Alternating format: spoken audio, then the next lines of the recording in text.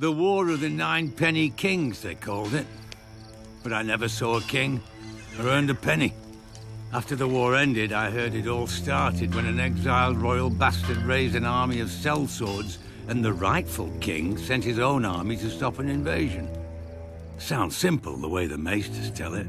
But an army isn't like a dog that comes when you whistle. The king calls on great lords, who call on lesser lords, who send out their captains to round up all the peasant men on the land the lord claims to own. If the lord is wise and generous, his new soldiers are given steel swords and wooden shields to fight his battles. Most of our army fought with sharp sticks.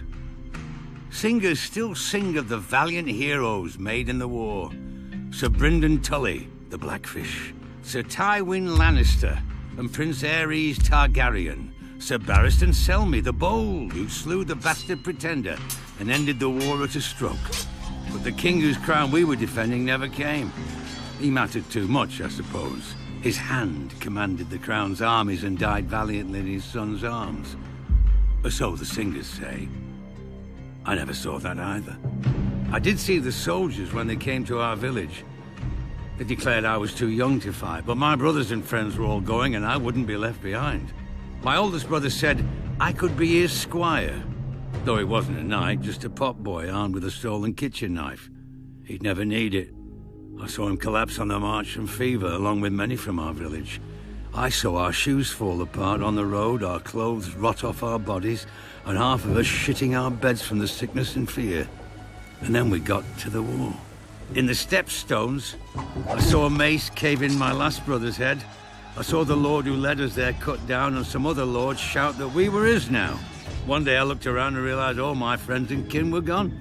I was fighting beside strangers under a banner I'd never seen.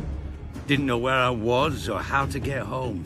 When a lord rode up shouting at us to form ranks with our scythes and hoes, I couldn't remember which side I was on.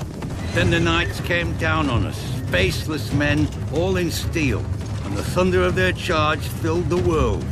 I closed my eyes. Years later, after the war had faded into songs, I opened them again and saw what I had done and what I had become in the war and since. I went looking for a way back home. I know I'll never reach it, but that doesn't mean I don't need a guide.